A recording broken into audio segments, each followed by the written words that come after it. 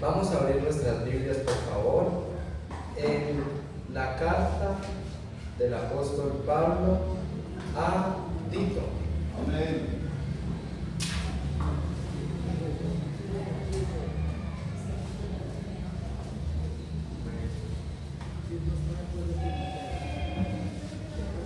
Desde Filemón. Hebreos, muy bien. Entonces vamos a leer el capítulo 3, desde el verso 1 hasta el verso 11 de la forma acostumbrada. Amén, hermanos. Empiezo yo. Recuérdales que se sujeten a los gobernantes y autoridades, que obedezcan, que estén dispuestos a toda buena obra.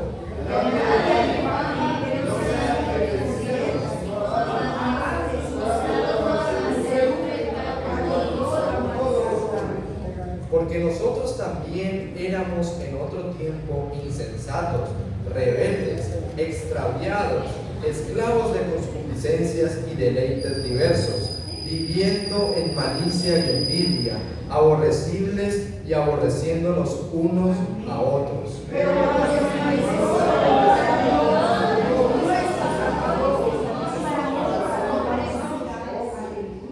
Nos salvó, no por obras de justicia que nosotros hubiéramos hecho, sino por su misericordia, por el lavamiento de la regeneración y por la renovación en el Espíritu Santo.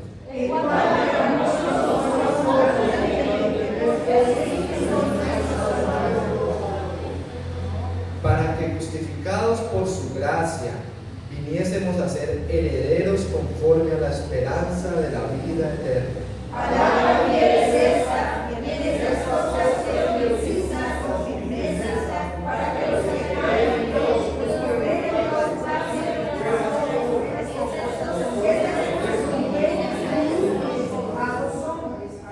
Pero evita las cuestiones necias y genealogías y contenciones y discusiones acerca de la ley, porque son vanas y sin provecho.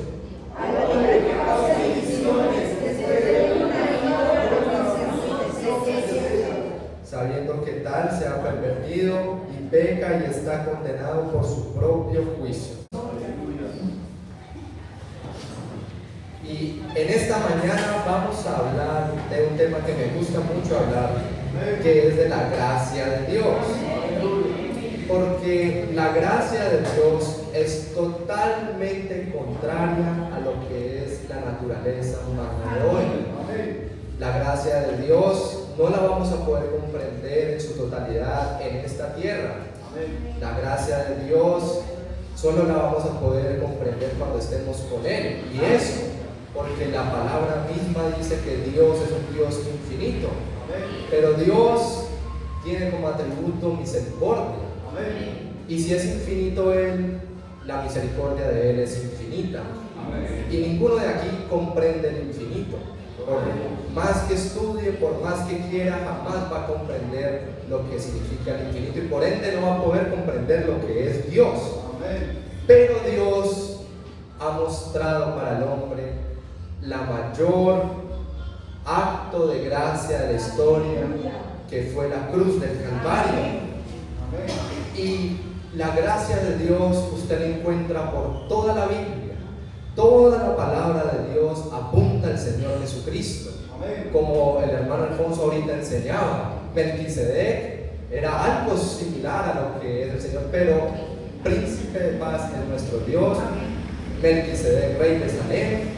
La Biblia misma, toda, desde que usted lee Génesis hasta Apocalipsis, va a encontrar al Señor Jesucristo.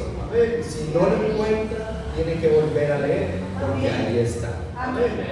Y en este pasaje que acabamos de leer, vemos algo maravilloso que quiero explicarles hoy. Tal vez sea un poco corta la enseñanza, pero pienso que es un gran mensaje que el Señor quiere entregarnos hoy. Y es, básicamente, en esto se resume lo que es la vida con Cristo. Cualquiera que esté andando en los caminos del Señor ve su vida aquí, y cualquiera que quiera andar en el Señor va a ver su vida aquí. acá y va a ver lo bueno que es. En este capítulo está el pasado, el presente y el futuro de cualquier persona que quiera andar con Cristo. Esta es la vida nuestra y voy a explicarlo. Todos tenemos un presente, nos sobra pasado y tenemos un futuro. Amén. Con Dios o sin Dios. Amén. Y voy a arrancar por el pasado.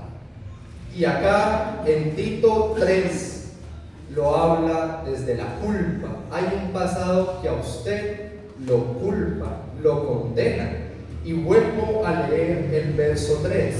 Porque nosotros también éramos en otro tiempo insensatos, rebeldes, extraviados, esclavos de concupiscencias y deleites diversos, viviendo en malicia y envidia, aborrecibles y aborreciéndonos unos a otros. En otro tiempo, usted en otro tiempo tenía un pasado que aquí lo parte como en tres. Y lo voy a explicar, un pasado intelectual que dice, porque en otro tiempo eras insensato. La insensatez en otras versiones aquí la reemplazan por necedad, por tonteza, voy a decir la palabra, estupidez. En varias versiones se traduce así. Y en otro tiempo nosotros teníamos una idea equivocada. Nuestro intelecto estaba corrompido por el diablo, que el diablo es el que engaña. Estábamos con un conocimiento que no era el correcto. Porque si fuéramos tan sabios como dice la humanidad, que dice que somos, ¿por qué entonces este mundo está así de mal? ¿Por qué aún hay guerras? ¿Por qué aún hay tristezas? ¿Por qué hay aún tantas cosas malas en este mundo si son nosotros la cúspide del reino animal, como dicen algunos científicos? Es el hombre, que es el más sabio de todos los seres que existen sobre esta tierra. Y la razón de eso es porque cuando uno no tiene a Dios en su corazón, uno al final termina generando diablos inteligentes. Nuestro conocimiento en otro tiempo estaba corrompido. Leamos 1 Corintios 1:18.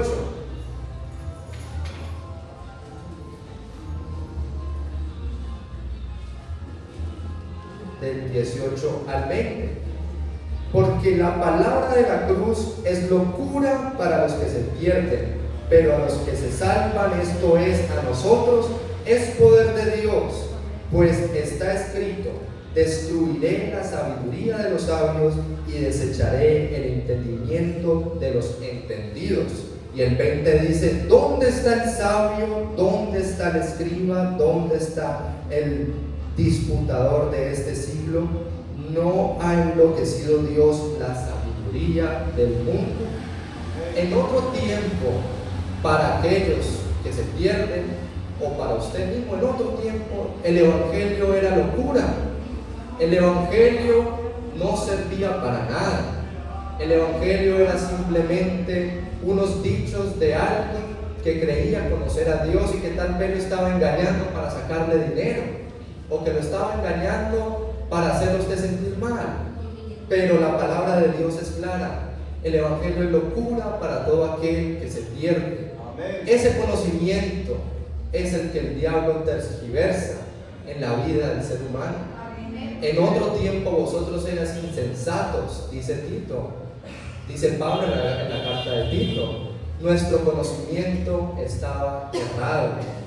En Juan 13:14 habla, leámoslo, porque ayer lo leí y me pareció que era muy acorde a lo que íbamos a enseñar. Juan 3:14 dice lo siguiente: y como Moisés levantó la serpiente en el desierto, así es necesario que el Hijo del Hombre sea levantado, para que todo aquel que en él cree no se pierda, mas tenga vida eterna. Amén. Voy a volver a leer Dice así: como Moisés levantó la serpiente en el desierto. Para el que no conozca esta historia, la voy a resumir. En el desierto, cuando el pueblo de Israel iba para la tierra de Canaán, pecó contra Dios y Dios mandó serpientes venenosas para que los picaran. Murieron varios, pero también proveyó una salida. Y fue que le dijo a Moisés que se hiciera una serpiente de bronce y que la pusiera muy en alto y que la levantara así como en un poste, en un madero, para que todo aquel que mirara a esa serpiente tuviera sanidad de la mordida. Y la serpiente en la Biblia siempre ha sido un tipo o un símbolo del diablo, del enemigo, del pecado. Amén. ¿Y qué pasó con el Señor Jesús? ¿Por qué Él dice que el Hijo del Hombre es como esa serpiente? Porque Él se hizo pecado por nosotros, para que todo aquel que lo mirara a Él entonces fuera salvo. Y usted se imagina en ese entonces la gente muriendo por la mordida de la serpiente. Y en esa época, tal vez poco desarrollada, pero había medicina. Y usted se imagina una persona mordida por una serpiente, sufriendo las consecuencias del veneno de esa serpiente en su vida, y que alguien le diga: ya hay una cura, ya hay una solución para esto. Usted lo único que tiene que hacer es voltear a mirar esa serpiente de bronce que está allá, salga y vaya, búsquela, y va a ver que usted se sana. Y tal vez esa persona, conociendo sobre medicina, dice: ¿cómo se le ocurre? Eso no está escrito en ningún libro de ciencia, eso no está en ningún lado de los libros académicos que yo tengo. Así no se cura el veneno que yo tengo dentro de mí. Y nadie sabe cómo se cura, pero yo voy a intentar otra cosa. Y ese conocimiento de esa persona que no quiso mirar a la serpiente, lo mató, pues no le permitió llegar a la cura correcta. Asimismo, hoy en día usted le dice a los demás: hay pecado en su vida. El pecado está en la vida de todos, pero hay una cura. Y esa cura es simplemente que usted vaya a la cruz de Cristo y se postre y le diga que soy pecador y que quiero que usted me sane. Y las personas, unas pueden aceptar y a otras les puede parecer locura porque no está escrito en ningún libro científico. Pero en otro tiempo vosotros erais insensatos. Usted tiene un pasado de un intelecto corrompido. No solamente eso, sino que es que ese intelecto usted lo volvió tal vez rebelde. ¿Y qué es la rebeldía? En Tito 3 dice, justo después de que él dice insensatos, rebeldes, extraviados. La rebeldía es que a pesar que usted tenga el conocimiento correcto, usted no le hace caso. Eso es ser rebelde. Usted sabe que está mal emborracharse, pero aún así usted dice: ¿y qué importa? Me emborracho. Eso es ser rebelde. Conociendo algo, ¿verdad? Usted hace todo lo contrario porque su propia voluntad así lo dice. Tiene ese pasado moral que su conocimiento errado le hace extraviarse y ser esclavo de concupiscencias, como dice la palabra de Dios. Ese pasado que usted le dice que todo está bien porque es bueno que el hombre descubra por sí mismo todas esas cosas que le pueden hacer bien o que le pueden hacer mal, cuando ya la Biblia, el Señor proveyó qué es lo que está bien y qué es lo que está mal para la vida del ser humano. Todo lo que usted quiera saber sobre moralidad está en la palabra de Dios. Hoy en día, con ese cuento de que el niño tiene que expresar su propia libertad de género y tiene que ser él, eso no está en la Biblia. Eso es permitir que un conocimiento corrompido haga un daño moral en ese niño. Instruye al niño en su camino, dice la palabra de Dios, y aun cuando fuere viejo no se apartará de él. Es responsabilidad de los padres el tener el conocimiento correcto que solamente la palabra de Dios puede dar. para guiar a sus hijos a que no tengan este conocimiento corrompido por el diablo para sus vidas. Un pasado intelectual dañado, también tenemos un pasado moral destruido, como ya lo dije, pero también un pasado social, donde dice acá: esclavos de concupiscencias y deleites diversos, viviendo en malicia y envidia, aborrecibles y aborreciéndonos unos a otros, viviendo en malicia y envidias con las otras personas. Ese pasado tal vez todos los tenemos desde pequeños. Siempre nos dio envidia lo que tenía el primo o el hermano o el vecino, y aún de grandes también lo hemos podido evidenciar, que tenemos ese pasado, incluso restos remanentes de eso en nuestra vida. Todos éramos así, sin Dios en este mundo. No es la cantidad de pecado lo que nos condena, es el hecho de que ya hubo pecado. Hay personas que se ahogan en una piscina de niños y hay personas que se ahogan en el mar. El caso es que se ahogaron. El pecado es el grande problema de la humanidad, y a pesar de que usted apenas haya cometido un solo pecado en su vida, una sola mentira en su vida, y jamás, nunca más usted haya hecho algo malo, usted ya es merecedor de la muerte eterna según la palabra de Dios. Nosotros somos pecadores por naturaleza, porque de dos seres pecadores sale algo pecador. Nuestros padres pecaron, nosotros también tenemos pecado en nuestra sangre. Somos pecadores no solo por naturaleza o por nacimiento, sino que somos pecadores por elección. Es decir, usted solito decidió ir en contra de la ley de Dios. Usted tiene un pasado manchado, un pasado intelectual, moral y social que lo condena, que le dice: usted debe estar aparte de un Dios santo. Sin embargo, tenemos un presente en Cristo. Y vengo al verso 4, que me encanta como arranca, con un pero. Dice: a pesar de todo ese pasado tan malo que tenemos, pero, verso 4, cuando se manifestó la bondad de Dios nuestro Salvador y su amor para con los hombres, nos salvó, no por obras de justicia que nosotros hubiéramos hecho, sino por su misericordia, por el lavamiento de la regeneración y por la renovación en el Espíritu Santo, el cual derramó en nosotros abundantemente por Jesucristo nuestro Salvador. Ese es el presente de todo aquel que vive en Cristo Jesús. Ya el pasado pasó, pero la bondad de Dios se manifestó para salvarnos. Y esa bondad es por gracia, por su misericordia y por su infinito amor. Ese presente es el presente de la gracia, porque usted no pudo haber hecho nada para borrar todos esos pecados que a usted lo acusan. Todo su pasado está ahí. Usted jamás puede devolver el tiempo y volver a decidir no haber pecado. Usted pecó, ya, ¿qué más se puede hacer ahí sino asumir las consecuencias?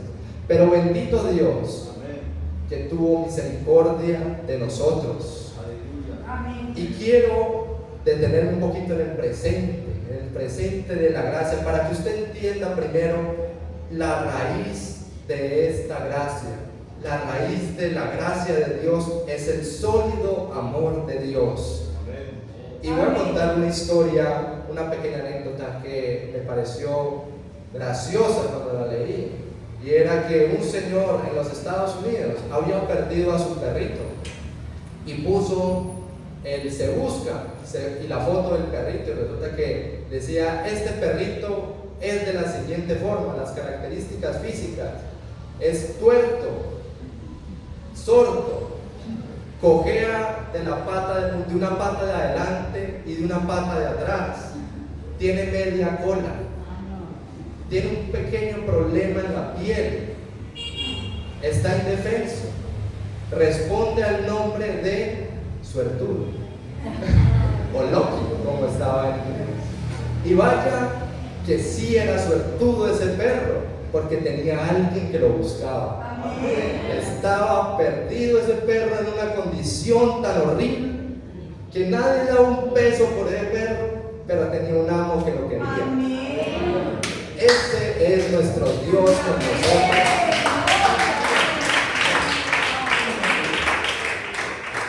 Y nosotros somos más que suertudos, somos bendecidos por Dios, porque no solamente nos amó cuando éramos como ese perrito, vueltos nada en nuestra inmundicia de pecado, en nuestro pasado, sino que ese Dios tan grande nos amó, y no solamente nos amó, sino que nos buscó y nos encontró.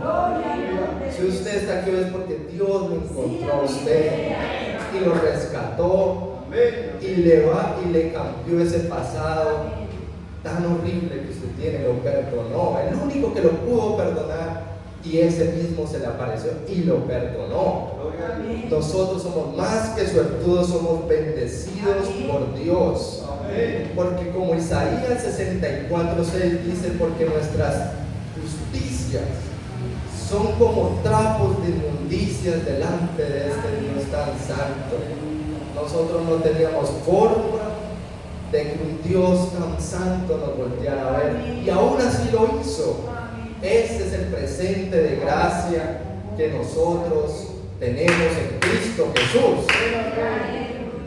No tenemos justicia suficiente, no hay nada que podamos hacer, no hay nada que dejemos de hacer que nos limpie. Solo el Señor Jesucristo es el único que nos puede limpiar. La raíz de la gracia de Dios está fundamentada o está hecha en el sólido amor de Dios hacia el hombre. Y dos, ¿cómo opera esa gracia? Opera milagrosamente a través de la obra del Espíritu Santo de Dios en nosotros. Vuelvo a leer el versos 5 y 6. Nos salvó no por obras de justicia que nosotros hubiéramos hecho, sino por su misericordia, por el lavamiento de la regeneración y por la renovación en el Espíritu Santo, el cual derramó en nosotros abundantemente por Jesucristo, nuestro Salvador. Y quiero que leamos Zacarías 13:1.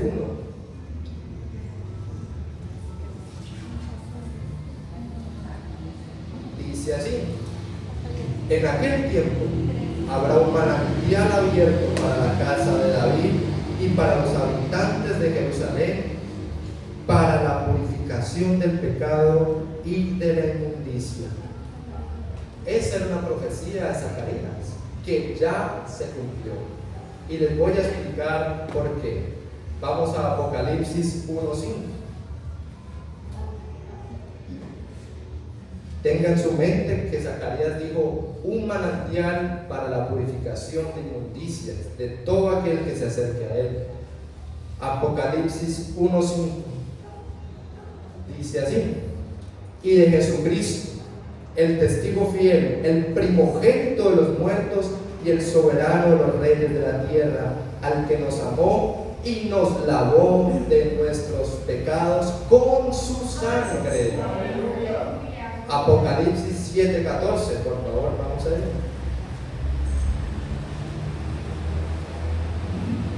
Dice así: yo le dije, Señor, tú lo sabes. Y él me dijo, estos son los que han salido de la gran tribulación y han lavado sus ropas y las han emblanquecido en la sangre del Cordero de Dios. Ese manantial del que habló Zacarías es la sangre preciosa del Señor Jesucristo, que nos limpia de todo pecado. Todo aquel que se arrime a ese manantial puede lavar sus pecados. Todo obra, todo arranca por el infinito amor de Dios. Pero ¿cómo opera eso? A través de la milagrosa obra del Espíritu Santo que nos renueva cada día. ¿Por qué? Porque hemos sido lavados con la sangre del Señor Jesucristo, que nos limpia de todo pecado. Y resulta que la gracia de Dios, ¿qué fue lo que hizo? ¿Cómo operó el Espíritu Santo de Dios? Dice, le dijo el ángel a María, porque el ser que está en ti del Espíritu Santo es decir, del Señor. Todo arrancó ahí cuando el Señor, Dios, se hizo carne y habitó entre nosotros. Y vimos su gloria, como dice Juan, como el unigénito del Padre, lleno de gracia y verdad. Lleno de gracia. ¿Por qué esa gracia apareció? Porque es que este ser perfecto, porque fue sin pecado, el único hombre sin pecado, Dios hecho hombre, soportó injurias. Isaías describe los sufrimientos del Mesías, los vaticinó desde hace mucho tiempo atrás, y en los evangelios lo vimos. Ese ser perfecto, inocente, nuestro Señor, soportó injurias, soportó críticas, soportó persecución, soportó golpes, soportó latigazos, soportó que el ser que lo había creado le escupiera en la cara, que le vendieran sus ropas, que le clavaran en un madero, todo por gracia y por amor. Pero todo eso lo sufrió el Señor y le dolió. Pero hubo una cosa que le dolió más que todas. Cuando ya estaba muriendo, ahí consumado es, cuando él dijo eso, fue porque todo el pecado del mundo, él nunca había conocido lo que era sentir el pecado en él. Que Dios, que su naturaleza le dijera, usted no es merecedor de todo lo que usted mismo es, porque usted tiene pecado y Dios es un Dios santo. Amén. Qué terrible fue para él ese momento, sentir en su cuerpo y en su alma todos los pecados del mundo. Y piense en los pecados suyos, piense en todo su pasado, piense en todo lo malo que usted hace. Jesús lo llevó por usted al Calvario. Todas las mentiras, todo lo malo que aparece, leamos en 1 Corintios 6, 9.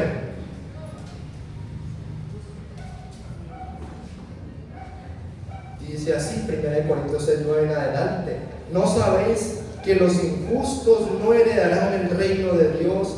No erréis, ni los fornicarios, ni los idólatras, ni los adúlteros, ni los afeminados, ni los que se echan con varones, ni los ladrones, ni los ávaros, ni los borrachos, ni los maldicientes, ni los estafadores heredarán el reino de Dios. Y usted puede estar en alguna de esas. No importa si usted haya sido adúltero, fornicario, maldiciente. Jesús le tocó cargar todo eso en la cruz. Él ahora era culpable de su pecado, porque ese fue el sacrificio perfecto, lleno de gracia y verdad. El Señor sufrió lo que usted y yo debemos haber sufrido, que es la separación eterna de nuestro Dios. Eso es gracia. Eso es gracia. Y tras de eso nos perdonó, sufrió todo eso, resucitó con gran victoria de la cruz, y dice: nueva criatura es a todo aquel que está en Cristo. Las cosas viejas pasaron, y aquí todas son hechas nuevas. Y tras de eso nos dejó su Santo Espíritu para que nos renovara continuamente, como dice Tito 3, en la renovación del Espíritu. Y como prediqué en estos días, andando en el Espíritu. Es la única forma en que usted puede vivir agradando al Dios que usted le debe su vida. Le debe todo a Él. Ese es el presente de todo aquel que está en Cristo. Ese es el presente que cambia todo ese pasado que nos sobra. El presente que solamente Dios puede dar. Pero no solamente nos quedamos con el presente, sino que en Tito 3, que estamos leyendo, aparece el futuro, que es un futuro glorioso. Y voy a leer.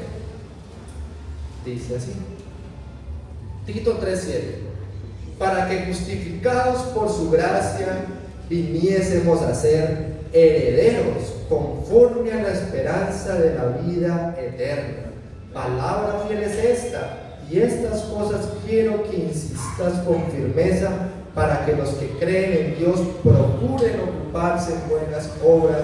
Estas cosas son buenas y útiles a los hombres. Amén. Tenemos la culpa del pasado en el verso 3.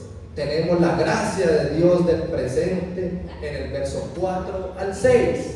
Y tenemos el futuro glorioso que el Señor prometió en el verso 7. Herederos de todas las cosas con Dios. Somos herederos conforme a la promesa que Él nos hizo. Juan, el apóstol Juan, escribió en una de sus epístolas, y esta es la promesa que Él nos hizo, la vida eterna, y una vida eterna con Él. Apocalipsis 21:7 es mi versículo favorito, el que me aprendí desde pequeño, que dice, y el que venciere heredará todas las cosas, y yo seré su Dios, y Él será mi hijo. Esa es la promesa que Dios tiene a todo aquel que le sigue. Hermanos, nosotros somos peregrinos en esta tierra. Nuestra morada está con nuestro Dios. Recuerden también, el cielo es real, es decir, a lo que el común llama el cielo, eso es real. Pero lo que hace del cielo el cielo es que el Señor Jesús está en él. Nuestro cielo es estar con nuestro Señor Jesús, donde sea que Él nos ponga físicamente. Él habla de una tierra nueva y un cielo nuevo, pero para nosotros la eternidad es estar con Él. Eso es lo que debemos anhelar, estar siempre con Él. Y quiero terminar para ilustrar este tema del futuro glorioso con una historia del Antiguo Testamento que también hace referencia a lo que nosotros vivimos hoy en día. Abraham le dijo a su criado Eleazar: busca una mujer para mi hijo, a mi hijo amado, busca una novia, una esposa. Y yo te doy todas estas bendiciones, todas estas lujos, todos estos regalos para que la traigas. Cuídate de no traerla de todos los que están aquí en esta tierra, de los cananeos, pues porque son idólatras, porque tienen pecado. Ve a la casa de mi padre, a mi tierra, Ur de los Caldeos, y busca para ella de mi casa una mujer. Eleazar pidió a Dios sabiduría, pidió a Dios que lo guiara y que llegara allá. Ahí Dios lo estaba guiando como a nosotros nos guía, con su Santo Espíritu. Pero resulta que acá estuvo buscando una novia para el hijo amado, una novia para Isaac. Nosotros somos la novia, la esposa de Cristo, dice la palabra de Dios. Nuestro Señor nos está esperando en la tierra prometida, porque Él ya está allá. Isaac estaba en la tierra que Dios le prometió a Abraham, y Eleazar fue y buscó diligentemente a esa esposa. Usted y yo actuamos ahí como Rebeca y también como Eleazar, porque nosotros estamos llamados a seguir predicando el Evangelio para que sean añadidos cada día los que han de ser salvos a la iglesia. Y buscó la novia y la encontró. Y encontró a Rebeca. Y Rebeca empezó a escuchar lo que Eleazar quería decir. Y Eleazar, ¿qué fue lo que le dijo? Le dijo: mi amo, mi Señor, me manda acá porque ese Señor también es Isaac. Es un hombre poderoso, rico, dueño de todo lo que mi amo Abraham tiene. Isaac es maravilloso, Isaac es así, es así. Y Rebeca lo escuchó y se convenció y dijo: yo quiero estar con Isaac, yo quiero ir donde Isaac. Y arrancaron, y resulta que cuando arrancaron, Eleazar dio dones a la familia de Rebeca y a Rebeca obviamente. Y en el camino, porque era un camino largo, Usted se imagina a Rebeca pensando cómo iba a ser Isaac. Y tal vez le dieron momentos de duda, ¿será que me devuelvo? Pero ella volteaba a mirar todos esos camellos, todos esos carros de las bendiciones que Isaac había provisto para su novia, sin haberla visto. Aunque aquí lo que aplica es que el Señor ya nos conoció incluso desde que éramos niños. Él nos formó. Pero Rebeca iba en ese camino día y noche pensando en Isaac. Y era peregrina como usted y yo lo somos en esta tierra. Tal vez no podamos ver al Señor, pero el Señor nos ha dado todas sus bendiciones para que pensemos en Él. Nos dio su palabra que habla de Él todo el tiempo. Y de lo poderoso, de lo amoroso, de la infinita gracia que tiene para nosotros. Él ya hizo todo para que usted y yo le amemos. Él nos amó primero. Y Rebeca seguramente se ponía esos collares que le había dado ya Isaac. Y el Señor nos ha dado promesas para esta tierra y para el futuro glorioso que tendremos con Él en la Nueva Jerusalén. Usted se puede poner esos collares de sabiduría, de todos los frutos del Espíritu. Usted puede hacer uso de esos recursos, como Rebeca lo hizo durante su viaje desde Ur hasta Canaán. Y Rebeca ya iba llegando. Nosotros pronto veremos a nuestro Señor. Él viene, Él pronto va a llegar. No le quepa la menor duda. O usted llega primero donde Él, cualquiera de las dos usted lo va a ver. Y más pronto de lo que usted piensa. Porque nadie aquí tiene garantizado un segundo más de vida. Y tampoco sabemos si el Señor venga en los próximos 2 minutos. Pero el que lo vemos, lo vemos. Pero mientras tanto, tenemos tantas maravillas que podemos disfrutar de su palabra. La paz os dejo, mi paz os doy. Yo no la doy como el mundo la da. No se turbe vuestro corazón. Tal vez usted no ha podido con ese pecado. Dios dice, yo estoy ahí para ayudarlo. Yo ya lo perdoné. Eso es un regalo maravilloso de Dios. Tal vez usted esté angustiado por este nuevo año que va a arrancar o porque no sabe cómo va a cerrar diciembre. Dios dice, no os afanéis del día de mañana. Creed en Dios, creed también en mí. Dios ha dado promesas maravillosas para su pueblo, para que las disfrute acá en esta tierra, para que nos anime a llegar a ese futuro glorioso. Y Rebeca al final llega y ve a Isaac, e Isaac la ve a ella, y la Biblia dice que Isaac la amó desde que la vio. Dios nos ama. Dios nos ama tanto que nos buscó, murió por nosotros, sufrió lo que no debió haber sufrido y nos regaló un futuro glorioso con Él y un presente maravilloso también. Esta es la enseñanza que tenía, una culpa que nadie le puede quitar, solo Cristo. Un presente en Dios lleno de gracia, de amor y un futuro glorioso para todo aquel que sigue. Dios les bendiga.